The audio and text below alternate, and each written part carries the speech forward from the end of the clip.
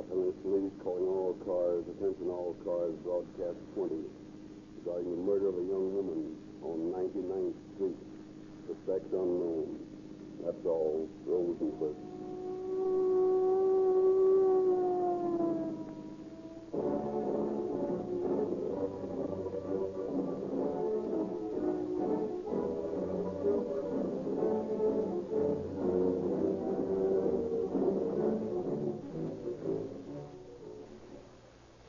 Ladies and gentlemen, the following conversation was overheard at a school crossing the other day. A young lady, age 10, was being escorted across the street by Officer Murphy. Howdy, Mary. You're all smiles this morning. Something special going on at school today? No, we was going on a picnic up in the mountains over Saturday and Sunday. Ah, that's well. Whereabouts? Oh, Mount Wilson. We're going to see the stars through the great big telescope. That's a pretty big, steep climb, Mary, for a little Oh, girl. we don't mind climbs anymore, because Dad uses your gasoline. By your gasoline, Mary meant Rio Grande Crack, the official police gasoline. The fuel that powers more police cars, ambulances, fire engines, and motorcycles in Southern California and Arizona than all other brands combined.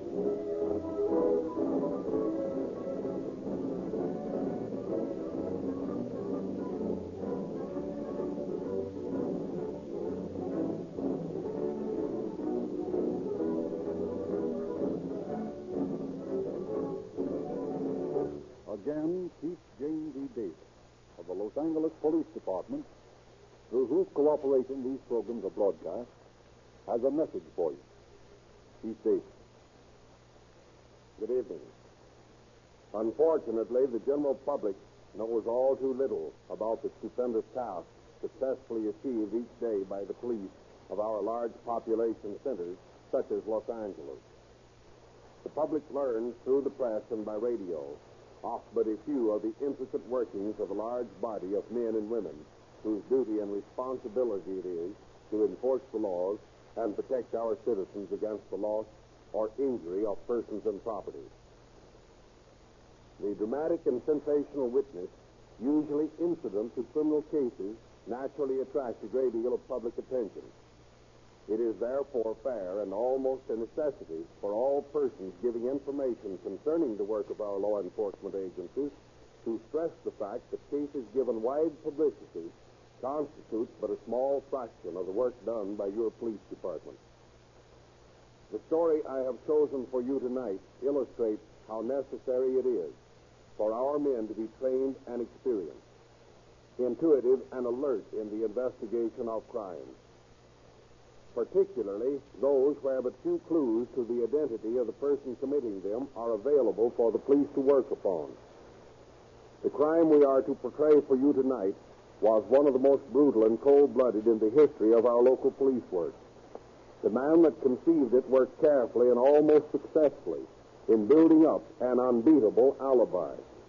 The man who actually committed the crime as a tool of the man who planned it was by circumstances far removed from any suspicion and might have evaded justice were it not for the intelligent manner in which the case was handled.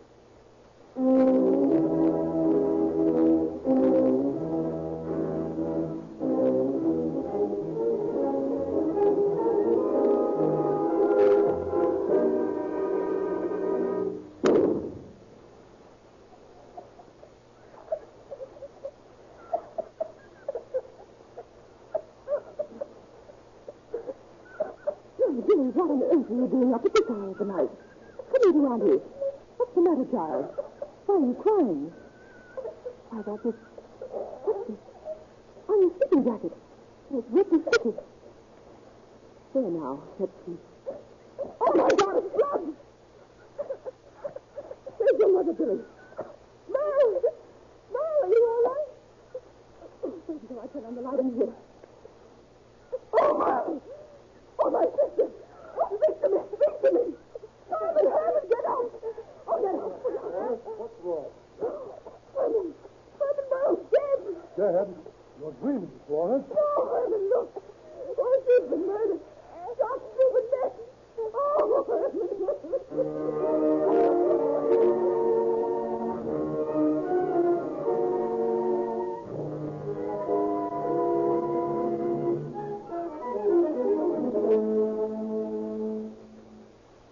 Mr. Cannon frantically calls for the police.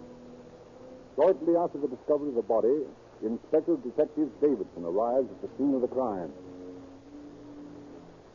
In here, Inspector. Nothing's been touched. Buckshot wound, eh? Yes, sir. Fired point blank, apparently. Yes, looks that way. Well, here's the gun that did the work. Double-barreled, sawed-off shotgun. One barrel exploded. Cool guy, whoever he was, leaving the gun there. Yes, he must have been pretty sure that he didn't leave any prints on it. However, take it in, Hickey, and have it examined for prints and get the photographer to come out here and take some pictures of the scene. Yes, sir. Who else was in the house at the time of the shooting? The sister and brother-in-law of the murdered woman. Where are they now? In the next room. Good. I want to talk to them.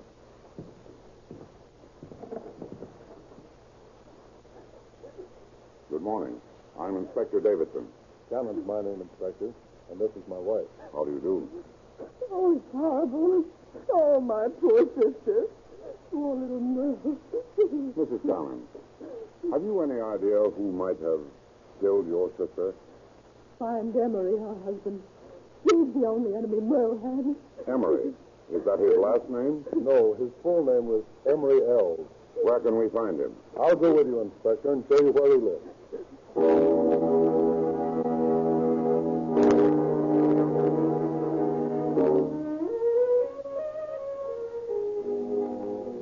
Emery Ells, his brother Alfred, and a friend of theirs named Ralph Moulton, found by the officers at Ells' house, are taken into custody. Brought into headquarters, Emery Ells is questioned first. How old are you, Ells? 26. What do you do? I'm a waiter Where? at Hancock's all-night restaurant. Tell us exactly what you did yesterday from the time you got up until you went to bed. And speak slowly so the stenographer can get it. Well, that's easy. My day begins at 6 o'clock in the evening, when I report for work at the restaurant. Yesterday, I got up late in the afternoon, stopped by my mother's house for a few minutes, then went to the restaurant. I wasn't out of the place until 6 o'clock this morning when I went home. Can you prove that? Sure. All you got to do is ask Harry Hancock. He's my boss. You'll find him at the restaurant. From all indications, your wife was killed sometime after midnight. Are you sure you didn't leave the cafe at any time during the night? Of course I'm sure. Besides, why should I want to kill my wife? She's not my wife anyway. We're divorced. Well, I understand that you threatened her life on several occasions. That sounds like Herman Cannon talking. Well, it ain't so. Sure, we had our share of arguments, like anybody else, that's all. I'll tell you, you got the wrong guy if you think I killed her. I can prove where I was all day and all night yesterday. And what more do you want? The truth. You had a possible motive for wanting her out of the way. It's true, isn't it, that you kidnapped the baby after the court gave your wife custody of it? I took him to Arizona with me. Then he got sick, and I brought him back to his mother. Listen, you guys are all wet on that score. I get to see my baby whenever I want to. You're barking up the wrong tree. I didn't have any motive for wanting to bump Merle off. All right. That's enough for now. Take him out, Sergeant, and bring in his brother. Yes, sir. We'll have to investigate that alibi of his. Right. Certainly is cool about the whole business. Yeah, and so's his brother. Did you hear that crack when we pinched him? No, what was it? Well, he asked me if the gun we found, and I told him it was being examined for fingerprints. And he laughed and said, well, that'll tell you who the murderer is. They're both a little too cocky to suit me. Sit down, Els. Now tell us, where were you last night? Making my rounds. What do you mean, making your rounds? I'm a deputy counsel out in Maywood. I spent the night patrolling my district. Who do you think killed your sister-in-law? How should I know? Why did you laugh this morning when I told you that the shotgun was being examined for fingerprints? Did I laugh? I don't remember laughing. Well, no fingerprints were found on the gun. Is it possible you knew that the murderer wore gloves? I don't know anything about it. Take him back to his cell, Sergeant. Yes, sir. Call in Moulton. All right, Eddie. Bring in Moulton. Sit down. No, thanks. I'd rather stand. What's the matter? You're shaking like a leaf. Camp, I know, but this thing's got my ghost. You've been living with the Elves boys, haven't you? Yes. Well, how come? Well, I've been out of work, so they let me stay in the garage and eat with them in return for doing odd jobs around the place. Where were you yesterday and last night? I rode around with Alfred in his car before he went to work. Bought some groceries, and then went back to the house. I didn't leave again all evening. Did anything unusual happen during the evening? No. I sat up with Donald, Al's kid brother, till about 1 o'clock, listening to some hillbillies on the radio. Did anyone else come in? Not a soul. What do you know about this murder? Nothing. Honest to God, Inspector. I don't see what you're holding me for. I've got nothing to do with it at all. Well, how about Emery Ells? Did you ever hear him say he wished Merle was dead? No, I never heard him say anything like that. I don't know anything about it at all. Okay, Moulton. Can I go now? Well, we'll have to hold you a little while longer. Well, it won't do you any good, because I don't know anything about it. All right, take him back, Sergeant. Yes, sir. He's holding something back. Yeah, and he hasn't the guts to hold it back long. Either he did the job or he knows who did it. He'll crack before long. All he needs is a little time.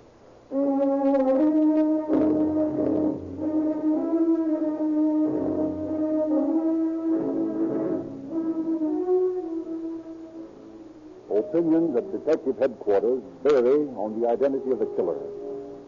Some feel that Emery Ells' ironclad alibi, substantiated by testimony of his employer, still can be broken, and Emery proven to be the slayer. Others feel that Alfred had ample opportunity during the night to commit the crime, although a motive for Alfred seems to be lacking. In contrast to the cool self-assuredness of the Ells brothers, Moulton's nervousness and protestations of innocence lead others of the officers to consider him the killer. Scores of witnesses are questioned, and from their testimony is revealed that although the explanations of the Ells brothers regarding their whereabouts on the fatal night seemed to eliminate them as suspects, nevertheless, Emery Ells had been heard to remark that he would hire somebody to kill his wife. Following this stringent bit of information, the officers questioned another sister of the murdered woman. Yes, Inspector. Merle has told me several times that she feared Emery would kill her. Why? Had he threatened her life? Yes. Well, that is, I've heard him tell her that he'd get her sooner or later. And I've seen him strike her. When was that? Well, last summer, Merle and I were running a hot dog stand down at the beach. And one night, Emery came down there and told her he wanted her to take a walk with him so that he could talk to her. I heard him say, "Come on, so I won't have to hurt you." Did she go? Yes. A little while later, she came running back crying. And she told me that he'd tried to push her over the palisade. She was awfully bruised from fighting him off. And then later in the evening, he came back and tried to drag her off in his car. Then we called the police. And they took him away. But why should Ells want to kill his wife? Well, he wanted to get her out of the way because she knew too much about some of the jobs he pulled. What kind of jobs do you mean? Just jobs. You'd better tell us what you mean. Oh, listen, Lieutenant. I don't want to get into any trouble. Just leave it at that. I don't know any more about Emery, and I don't want to.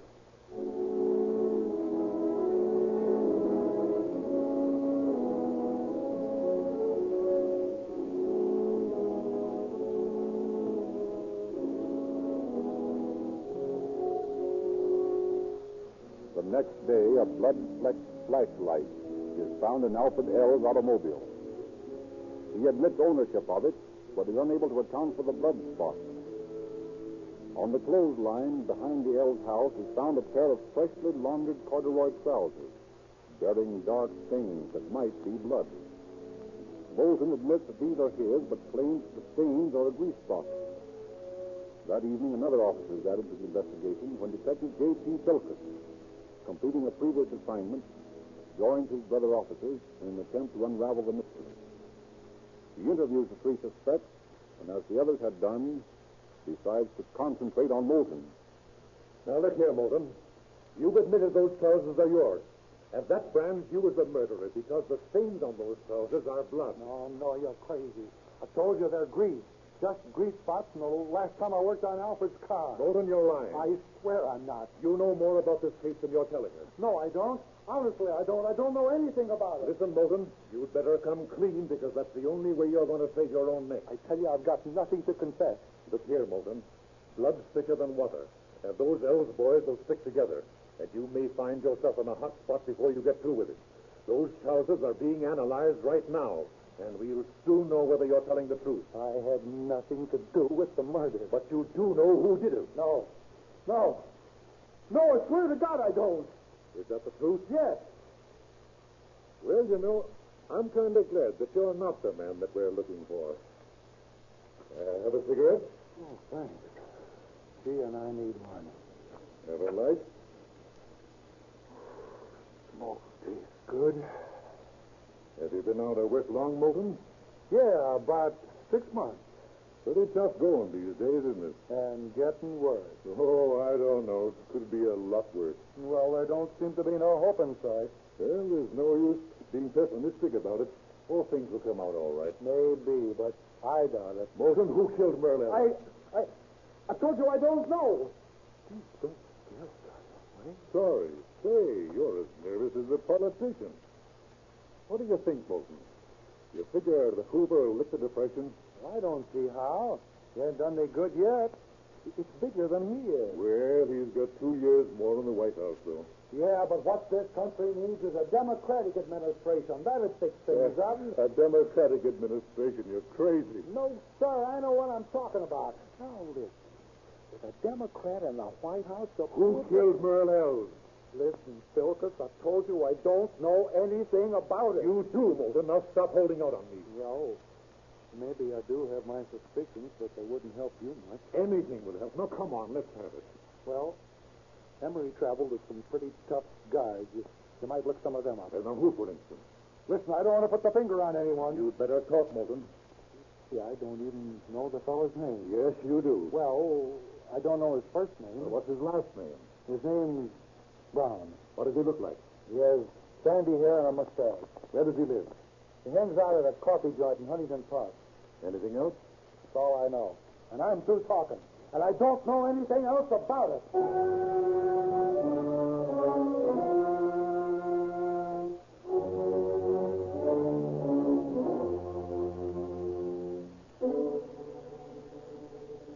And Moulton refuses to talk anymore.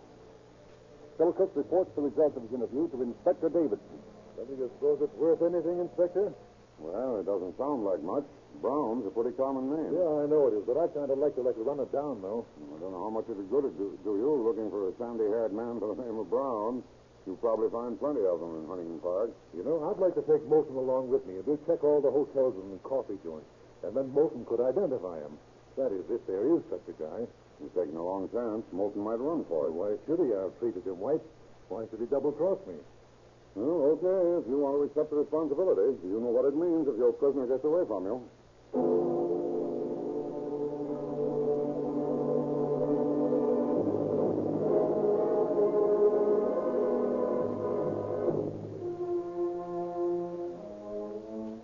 Accepting the serious responsibility of escorting an unshackled prisoner, Philkes takes Moulton with him to Huntington Park.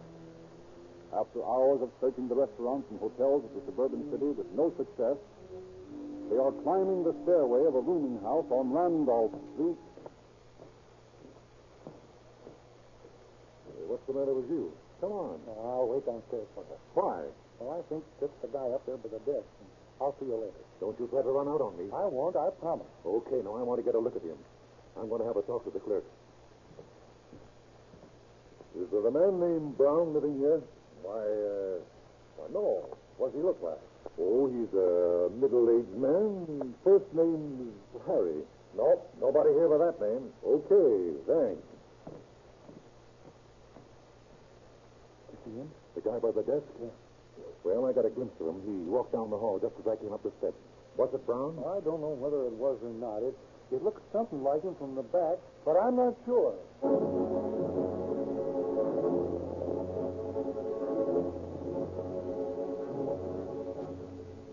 But Moulton will say no more. Philkes takes him back to jail. But that night calls on him again in his cell. Now, listen here, Moulton. I'm sick and tired of this beating around the bush. Was that Brown or wasn't it? Well, it looked a lot like him. Was it or wasn't it? Yes, it was. So fine. That's what I've been waiting to hear. Wait a minute. I'm not saying he did it.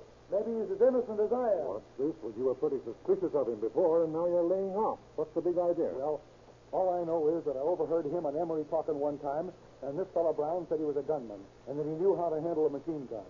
And then later, Emery and I went down to the riverbed and tried out Emery's old 12-gauge shotgun. But mind you, I'm not saying he did it, though. I know you're not, but we look into this guy, Brown, just the same.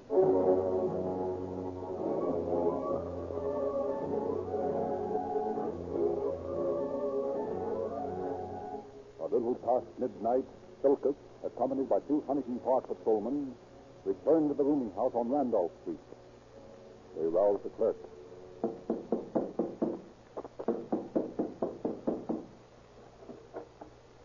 Well, what do you want? I'm a police officer.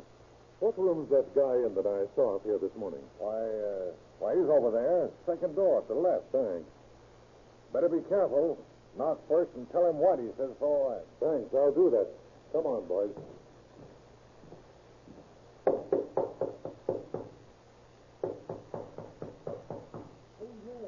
A friend of Whitey's. Let me in. Oh, just a minute till I get something on. Okay. All right, boys. I'll just hold it. Don't make a move, Brown. Have you got a gat around here? What?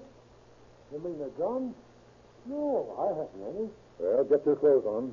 You're coming with us. Hey, what is it? You're under arrest. Under arrest? What for? Suspicion of murder.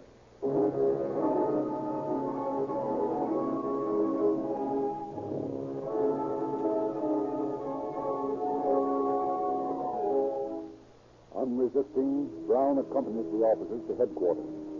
Questioned, he talks freely, but on the subject of the murder, he is convincingly ignorant and claims that he has met the Ells brothers only once.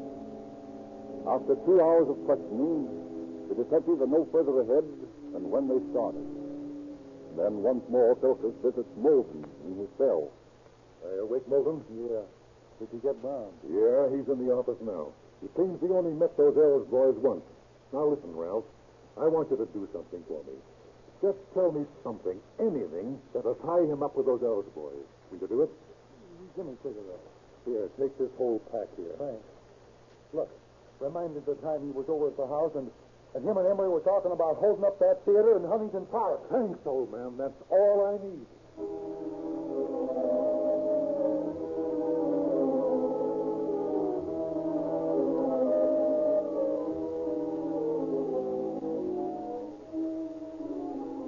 Armed with this information, Silkus returns to Inspector Davidson's office.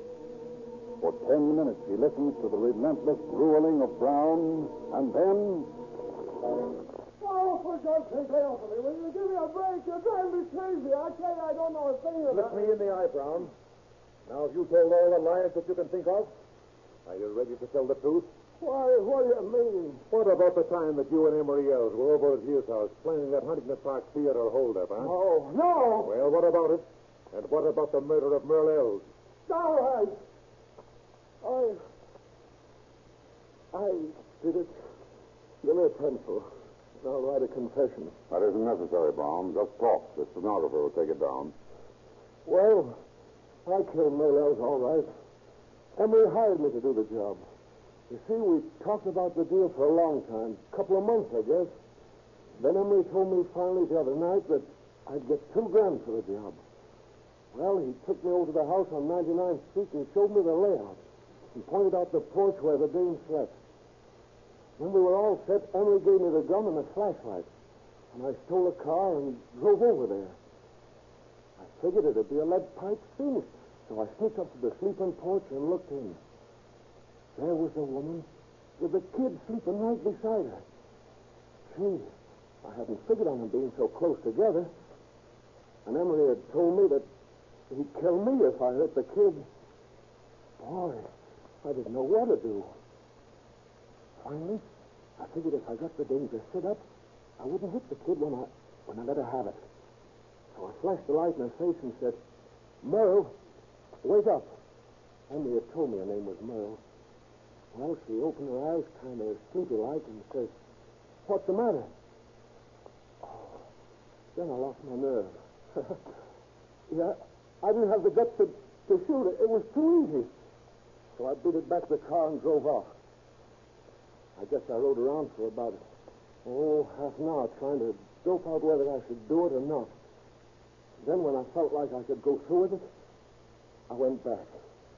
But I lost my nerve again. She looked so young and sweet, like a little girl sleeping there.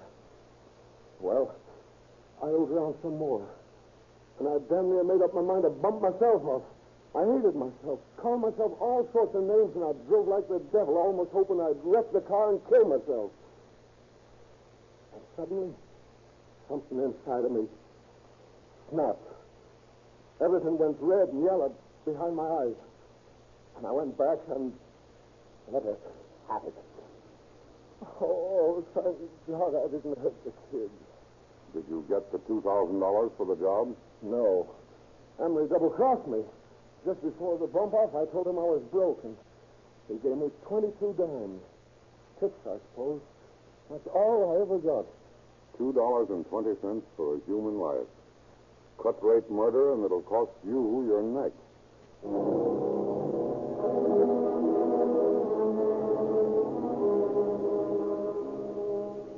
A few moments later, Emery Ells is brought in to face the slayer, whose confession has entangled him in the net of the hideous crime. As he enters the room and sees his hireling, not a flicker of recognition crosses his impassive face. Ells, you've met this man before, I believe. Not that I know of. Well, you can't have forgotten this valuable friend who did you such an unusual service a few nights ago. I never saw him before. I don't know what you're talking about. No? Well, perhaps this statement Mr. Brown here has just made and signed will help make it clearer. Read it. I think it'll interest you.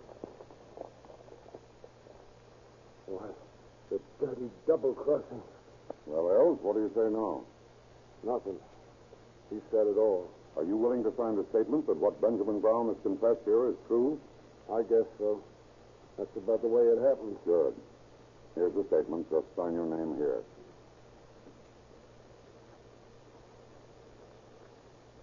There's one thing I'd like to know, Ells. Haven't you got enough on me as it is? Plenty.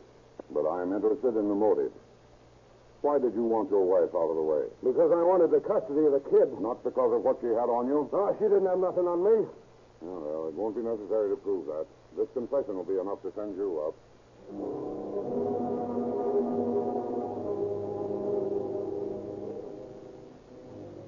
However, in spite of their signed confession, Ells pleads not guilty when brought to trial.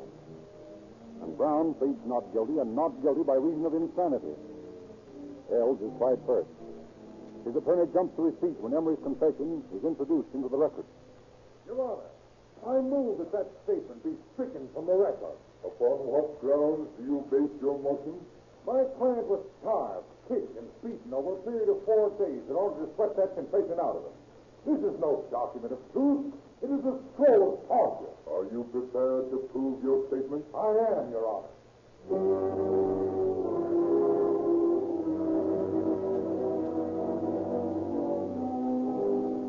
Working fast to meet this unexpected move on the part of the defense, Prosecutor Bonner Richardson subpoenas George White, a reporter for the City News Service. Now, Mr. White, will you tell the court the circumstances of your interview with the defendant? I interviewed Ells and Brown a few minutes after they had made their confessions to the detective. Where did this interview take place? In Inspector Davidson's office. Well, what was the attitude of the prisoners? Both of them talked freely, voluntarily admitted their crime. Were there any marks of violence upon the defendant when you interviewed him? None whatever. Absolutely positive? Absolutely. Thank you, Mr. White. Your witness.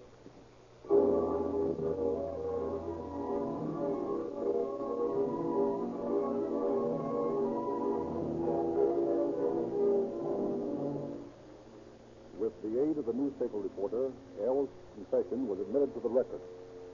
And with the aid of the newspaper reporter, Ells' confession was admitted to the record, and on January the 8th, 1931, he was found guilty of first-degree murder by a jury which recommended life in prison. On January 12th, 1931, he was sentenced to San Quentin for life.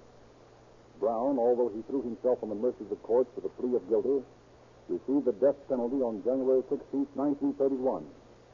And on July 14th that same year, he was hanged by the neck until dead.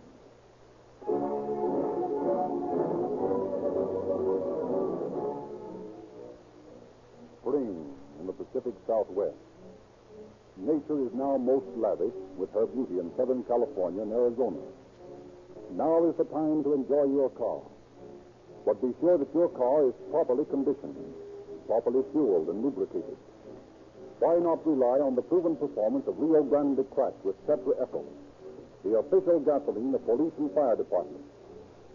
You'll enjoy those easy, flowing miles at a lower cost with Cracked. Lubrication is very important now. Why not try Rio Grande Crack's companion product, Sinclair Opaline Motor Oil?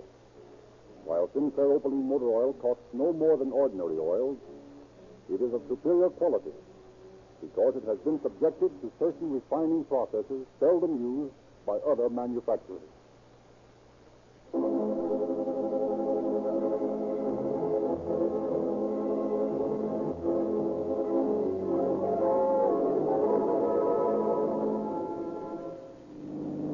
Los Angeles Police calling all cars, attention all cars, cancellation broadcast 20. Suspect in the Cut Rate murder, now in custody. That's all. Rose and Quist.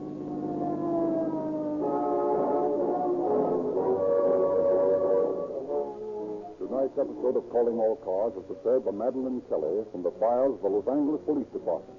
This is Frederick Lindsley speaking for the Rio Grande Oil Company. This is the Don Lee Broadcasting System.